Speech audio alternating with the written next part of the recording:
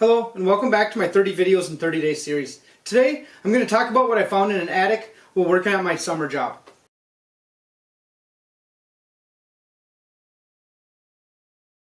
I was working at a house where the roof is going to be torn off, and we're going to spray foam insulation from the outside in, and then they're going to put a new roof on over the top of that. So today we are in the attic space removing some paneling and removing some insulation so we can be prepared for when we have to install the new insulation next week. And what we found for insulation in this house absolutely amazed us. The house was built in 1928, and from 1928 till today, so for 80 years, this right here, this is tar paper, very nicely wrapped up, nailed up in between each of the studs up against the roof of the house. And inside this tar paper, this one's been chewed on a little. At least most of these are very well preserved 1938 Minneapolis newspapers. So my video today is me reading old newspapers. It's also me documenting, I guess, some of these, because I'll take photos of these pages and put them at the end of this video. Each photo will be up for about 2 seconds. You can pause on any photo and look at them. Not only is Budweiser still a company, and still a huge company, their advertisement here is advertising for you to drink Budweiser for 5 days straight.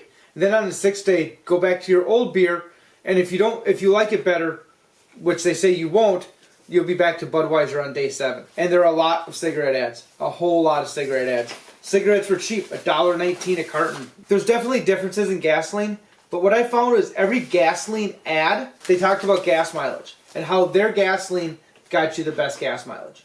Whether it's, what's this one here, Phillips 66, company that's still around, to Standard Service, which became Amoco, which became BP, but still around. Drive it low cost per mile with Standard Red Crown, the long mileage gasoline. Radios were fairly expensive. I mean, inflation adjusted, a radio was a few $100s. I found cars I never knew existed. I've never heard of a Gram, but I love the Art Deco style on it. This house here for sale, $3,450, 4741 Pleasant. That exact same house just sold about a year ago for a little over $400,000. That's not the most interesting house find on here though. The most interesting house find was in the neighborhood that I grew up in, Richfield, which is an inner ring suburb south of Minneapolis. Here there's near Holy Angel, 70th Street, half block west of Nicollet. New 7-room stucco colonial, all modern, fireplace and sun parlor. 5 acres, $6,850. Richfield is full of 60-foot by 150-foot lots. 5 acres is a lot of lots. Inflation adjusted, that's $116,000. War was very, very big in the news. This is September 1939. Well, that's a little bit newer than some of the papers I found. The rest of the papers were all April through June of 38. Yeah, September 6, 1939. We weren't in the war yet, but war was hitting the news. It just broken out. I want to say September 1st. This is probably one worth framing or keeping. Here's another war. What's this? September 6, 1939. British drive back German raiders in first aerial battle over England. So this is a newspaper from the very beginning of World War II. That is so cool. My grandma was a comic book junkie. She was 13 years old and living in Minneapolis when these comics were new. I'm sure she read these as a child, and to me that's pretty cool. I read a handful of them. They're not very funny. There's a lot of sexism in them, but there's not that much funny in them. Comedy has changed. Food prices have changed. Food prices have probably changed the most. I'll put a picture of this in the end of the video so you can pause at the photo and read some of these prices. Some of the prices are amazing, but not only just the prices, some of the brands are amazing. Heinz and Campbell's, Land O'Lakes, Hershey's, Kraft Miracle Whip, Windex, Ivory Soap, McCormick's. I mean, just all these brands that are still around today. Del Monte. It amazes me, the brands. It amazes me how many brands are still around.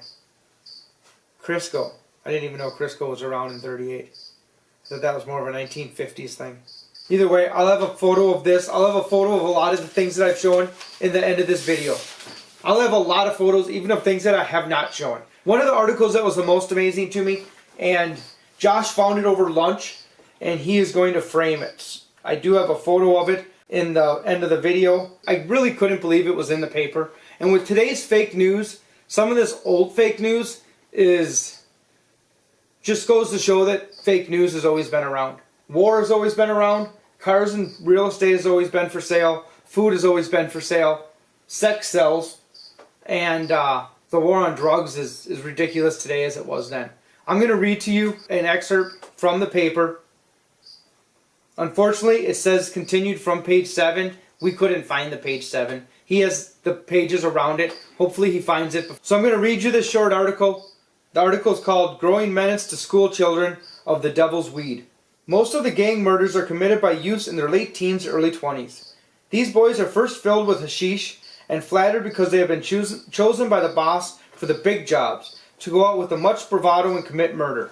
Few stories in the criminal records are more diabolical or tragic than that of Dorothy Hill, 18-year-old girl taken in a white slave raid in the Middle West. At 16, Dorothy was a junior in high school, blue-eyed, fair-haired, with the complexion of a ripe peach. She was worth her weight in gold to the white slavers. Every day she walked through the park on her way home from school. One day she noticed a sweet old lady feeding crumbs to the pigeons. At the latter's suggestion, joined her. Dorothy found it lots of fun and she liked the old lady, so every day for the rest of the week they fed the birds together. One day the woman became ill. A weak heart, she said. Dorothy hailed a passing taxi and took her home. She lived in a large private house in a select residential section. 10 minutes after the girl entered the house, she knew she was a prisoner in the hands of white slavers. They took her clothing, locked her in her room, and laid cards on the table. They told her who they were and what was expected of her, dwelling at great length on the big payoff for her if she behaved. She was horrified and demanded to be released.